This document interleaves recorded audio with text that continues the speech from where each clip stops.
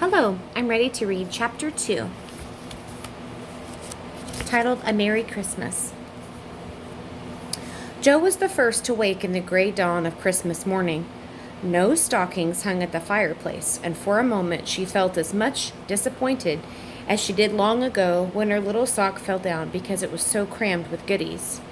Then she remembered her mother's promise, and slipping her hand under her pillow, drew out a little crimson-covered book. She knew it very well, for it was that beautiful old story of the best life ever lived, and Joe felt that it was a true guidebook for any pilgrim going a long journey. She woke Meg with "Merry Christmas" and bade her to see what was under her pillow. A green book cover appeared with the same picture inside, a few words written by their mother, which made their one present very precious in their eyes. Presently Beth and Amy woke to rummage and find their little books also, one dove-colored and the other blue. All sat looking at it and talking about them, while the east grew rosy with the coming day. In spite of their small vanities, Margaret had a sweet, pious nature, which unconsciously influenced her sisters, especially Jo, who loved her very tenderly and obeyed her because her advice was so gently given. "Girls," Meg looked seriously, looking from the tumbled head besides the two night-capped ones in the room beyond, "Mother wants us to read and love and mind these books, and we must begin at once. We used to be faithful about it, but since Father went away and all this war trouble unsettled us, we've neglected many things. You can do as you please, but I shall keep my book on the table here and read a little every morning as soon as I wake, for I know it will do me some good and help me through the day." Then she opened her new book and began to read. Jo put her arm around her and, leaning cheek to cheek, read also, with the quiet expression so seldom seen on her restless face. "How good Meg is! Come, Amy, let's do as they do. I'll help you with the hard words, and they'll explain things if we don't understand," whispered Beth, very much impressed by the pretty books and her sister's example. "I'm glad mine is blue," said Amy. Then the rooms were very still while the pages were softly turned, and the winter sunshine crept in to touch the bright heads and serious faces with a Christmas greeting. "Where is Mother?" asked Meg, as she and Jo ran down to thank her for the gifts a half an hour later. "Goodness only knows. Some poor creetur come a-beggin', and your mom went straight off to see what was needed. There was never such a woman for giving away victuals and drink and coffee and firin'," replied Hannah, who had lived with the family since Meg was born, and was considered by them all more a friend than a servant. "She'll be back, I think, so fry your cake and have everything ready," said Meg, looking over the presents were collected in a basket and kept under the sofa, ready to be produced at the proper time. "Amy, where's the bottle of cologne?" she added, as the little flask did not appear. "She took it out a minute ago and went off with it, to put a ribbon or such notion," replied Jo, dancing about the room to take the first stiffness off the new slippers. "How nice my handkerchiefs look, don't they? Hannah washed and ironed them for me. I marked them all myself," said Beth, looking proudly at what somewhat uneven letters had cost her such labor. "Bless the child, she's gone, and put Mother on them instead of M. March. How funny," cried Jo, taking up one. "Isn't it right? I thought it was better to do so because Meg's initials are M.M., and I don't want anyone to use these but Mom," said Beth, looking troubled. "It's all right, dear, and a very pretty idea, quite sensible, too, for no one can ever mistake now. It will please her very much, I know," said Meg, with a frown for Jo and a smile for Beth. "There's Mother! Hide the basket, quick!" cried Jo, as the door slammed and steps sounded in the hall. Amy came in hastily and looked rather abashed when she saw her sisters all waiting for her. "Where have you been, and what are you hiding behind you?" asked Meg, surprised to see by her hood and cloak that Amy had been out so early. "Don't laugh at me, Jo. I didn't mean anyone should know till the time came. I only meant to change the little bottle for a big one, and I gave all my money to get it, and I'm truly not trying to be selfish anymore." As she spoke, Amy showed a handsome flask which replaced the cheap one, and looked so earnest and humbled by her little decision to forget herself that Meg hugged her on the spot, and Jo pronounced her a trump, while Beth ran to the window and picked her finest rose to ornament the bottle. "You see, I felt ashamed of my presents after reading and talking about being good this morning, so I ran around the corner and changed it the minute I was up, and I'm so glad, for mine is the handsomest now." Another bang of the street door sent the basket under the sofa and the girls to the table, eager for breakfast. "Merry Christmas, Mom! Lots of them! Thank you for our books. We read some and mean to you every day," they cried in chorus. "Merry Christmas, little daughters. I'm glad you began at once, and I hope you will keep on. But I want to say one word before we sit down. Not far away from here lies a poor woman with a newborn baby. 6 children are huddled into one bed to keep from freezing, for they have no fire. There's nothing to eat over there, and the oldest boy came to tell me they were suffering hunger and cold. My girls, will you give them your breakfast as a Christmas present?" They were unusually hungry, having waited nearly an hour. For a minute no one spoke. Only a minute, for Joe exclaimed impetuously, "I'm so glad you came before we began." "May I go and help carry things to the poor little children?" Beth said eagerly. "I shall take 'em the cream and muffins," added Amy, heroically, giving up the articles she most liked. Meg was already covering up the buckwheats and piling the bread onto one plate. "I thought you would do it," said Miss March, smiling and satisfied. "We shall all go, and help me, and when we come back we will have bread and milk for breakfast and make it up at dinner time." Soon they were ready, and the procession sent out. Fortunately, it was early, and they went through the back streets, so few people saw them, and no one laughed at the funny party. A poor, bare, miserable room it was, with broken windows, no fire, ragged bedclothes, a sick mother, a wailing baby, and a group of pale, hungry children cuddling under one old quilt to be warm. How the big eyes and blue lips smiled as the girl came in. "It's good angels that have come to us," said the poor woman, crying for joy. "Funny angels in hood and mittens," said Joe, and set to laughing. In a few minutes it really did seem as if kind spirits had been at work there. Hannah, who had carried the wood, made a fire and stopped up the broken panes with old hats and her cloak. Miss March gave the mother tea and gruel and comforted her with promises of help while she dressed the little baby as tenderly as if it had been her own. The girls meantime spread the table, set the children around the fire, and fed them like so many hungry birds, laughing, talking, and drying to understand the funny Brooklyn English. "Das a gut done, Enkelkinder," cried the poor things as they ate and warmed their purple hands by the comfortable blaze.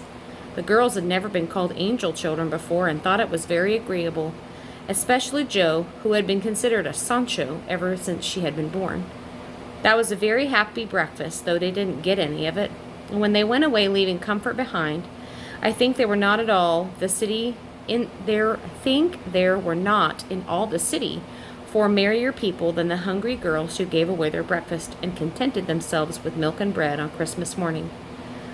"That's loving our neighbor better than ourselves, and I like it," said Meg, as they set out their presents, while their mother was upstairs collecting clothes for the poor Hummels. Not a very splendid show. There was a great deal of love done up in a few bundles.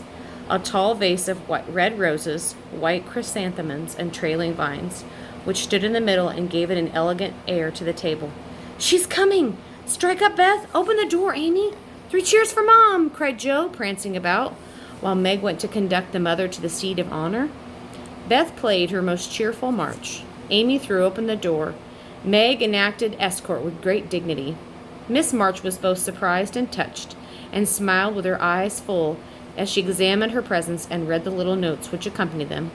The slippers went on at once. The new handkerchief was slipped in her pocket, well scented with Amy's cologne. A rose fastened to her bosom, and nice gloves were pronounced a perfect fit. There was a good deal of laughing and kissing and explaining in the simple, loving fashion which makes these home festivals so pleasant at the time, so sweet to remember long afterward, and all fell to work.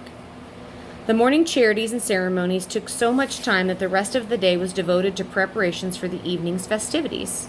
Being still too young to go often to theater, and not rich enough to afford any great outlay of private performances, the girls put their wits to work, and necessity being their mother of invention, made whatever they needed. Very clever were some of their productions. Pasteboard guitars, antique lamps made of old-fashioned butterboats covered with silver paper, gorgeous robes of old cotton glittering with tin spangles of a pickle factory, and armor covered with the shameful use of diamond-shaped bits left in the sheets when the lids of tin preserved pots were cut out. The furniture was used, being turned topsy-turvy, and the big chamber was the scene of many innocent revels. No gentlemen were admitted, so Joe played all the male parts to her heart's content, and took immense satisfaction in a pair of russet leather boots given to her by a friend who knew a lady who knew an actor. These boots, an old foil and slashed doublet once used by an artist for some picture, were Jo's chief treasures, and appeared on all occasions. The smallness of the company made it necessary for the two principal actors to take several parts apiece, and they certainly deserved some credit for the hard work they did in learning 3 or 4 different parts, whisking in and out of various costumes, and managing the stage besides. It was excellent drill for their memories, a harmless amusement, and employed many hours which otherwise would have been idle, lonely, or spent in less profitable society. On Christmas night, a dozen girls piled onto the bed, which was the dress circle, and sat before the blue and yellow curtains in a most flattering state of expectancy.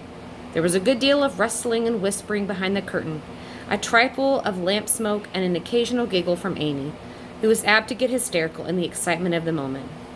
Presently a bell sounded, and the curtains flew open, and the operatic tragedy began.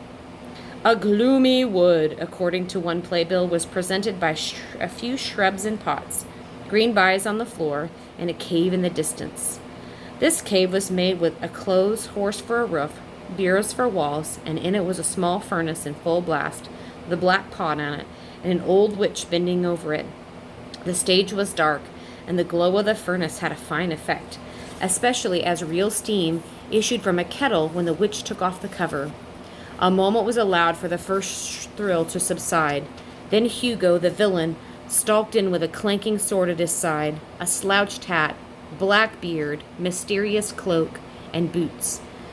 After pacing to and fro in much agitation, he struck his forehead and burst into wild strain, singing of his hatred of Rodrigo, his love for Zara, and his pleasing resolution to kill the one and win the other. In gruff tones of Hugo's voice, with an occasional shout when his feelings overcame him, were very impressive, and the audience applauded the moment he paused for a breath.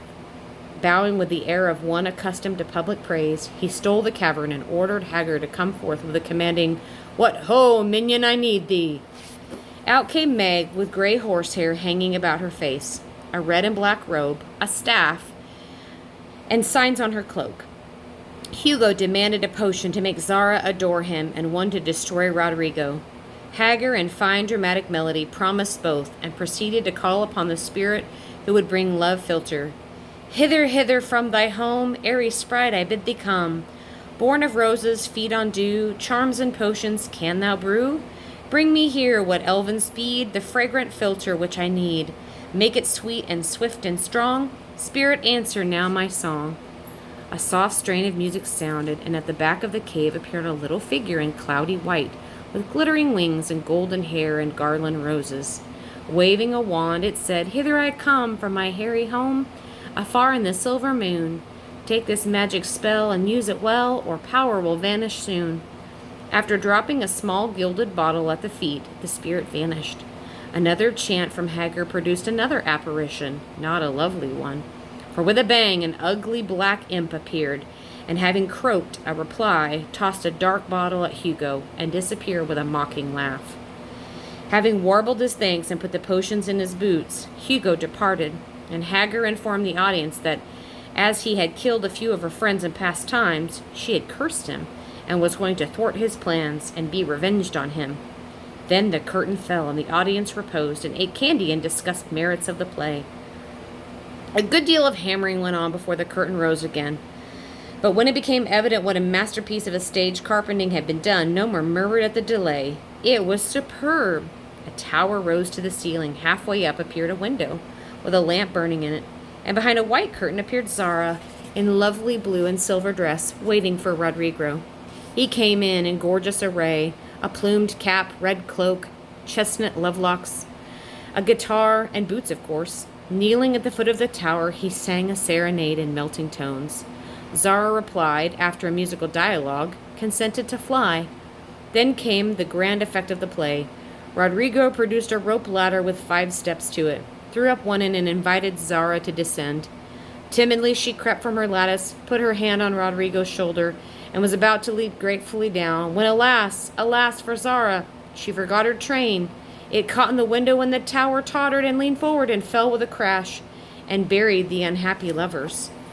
A universal shriek arose as the russet boots waved wildly from the wreck, and a golden head emerged, exclaiming, "I told you so! I told you so!"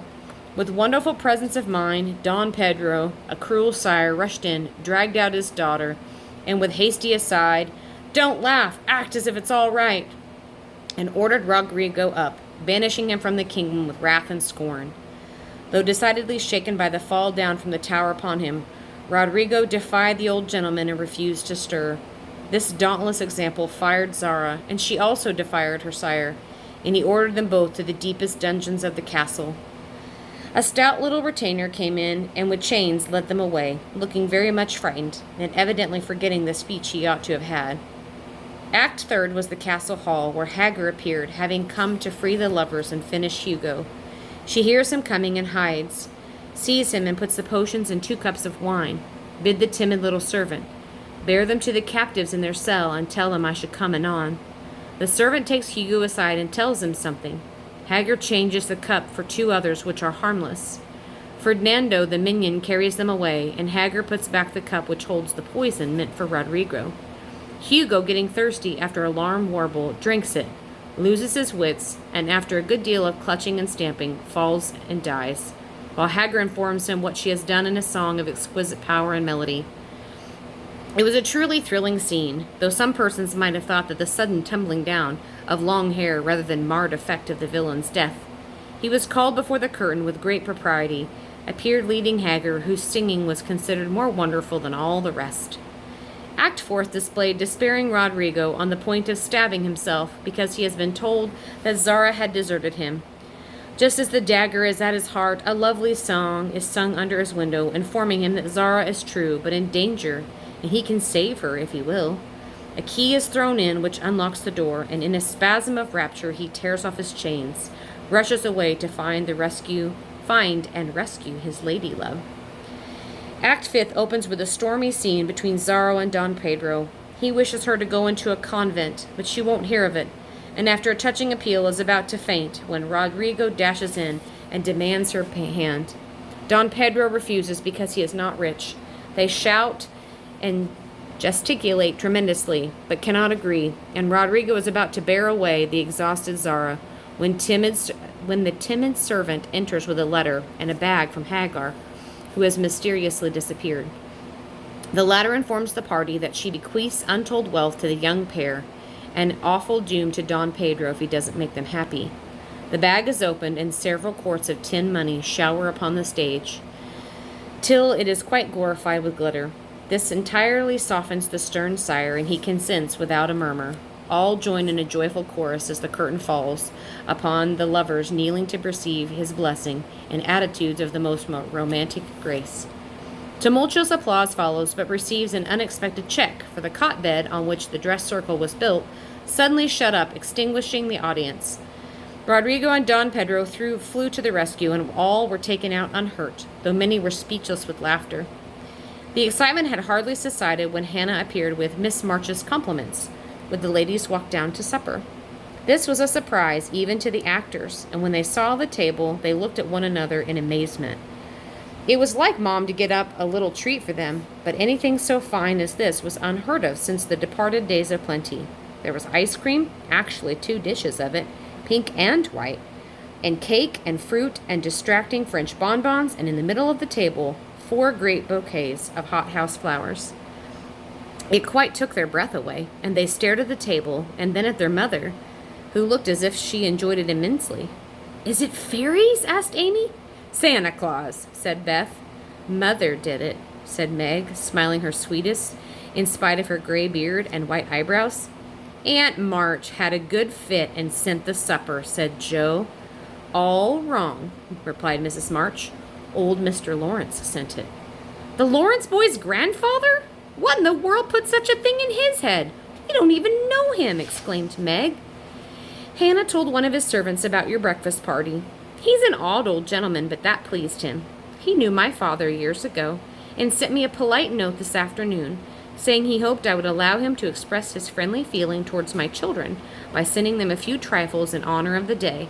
I could not refuse, and so you have a little feast at night to make up for the milk and bread breakfast." That boy put it in his head. I know he did. He's a capital fellow, and I wish we could get acquainted. He looks as if he'd like to get to know us, but he's bashful. And Meg is so prim she won't let me speak to him when we pass," said Joe, as the plates went around, and the ice cream began to melt out of sight, with oohs and ahs and satisfaction. "You mean the people who live in the big house next door, don't you?" said one of the girls. "My mother knows old Mr. Lawrence and says he's very proud and doesn't like to mingle with his neighbors. He keeps his grandson shut up, and when he isn't riding or walking with his tutor, makes him study very hard. We invited him to our party, but he didn't come. Mother says he's nice, though he never speaks to girls. Our cat ran away once, and he brought her back, and we talked over the fence, and we were getting along capitally, all about a cricket, and so on, when he saw Meg coming and walked off. I mean to know him some day, for he needs fun. I'm sure he does," Joe said decidedly. "I like his manners, and he looks like a gentleman, so I've no objective to your knowing him. If a proper opportunity comes, he brought the flowers himself, and I should have asked him in, if I had been sure he was going on upstairs. He looked so wistful as he went away, hearing the frolic and evidently having none of his own." "It's a mercy you didn't, Mother," laughed Joe, looking at her boots. "But we'll have another play sometime that he can see. Perhaps he'll act. Wouldn't that be jolly?" "I've never had such a fine bouquet before. How pretty it is," said Meg, examining the flowers with great interest. "They are lovely, but Beth's roses are sweeter to me," said Miss March, smelling the half-dead posy in her belt. Beth nestled up to her and whispered softly, "I wish I could have sent my bunch to Father. I'm afraid he isn't having as merry of a Christmas as we are."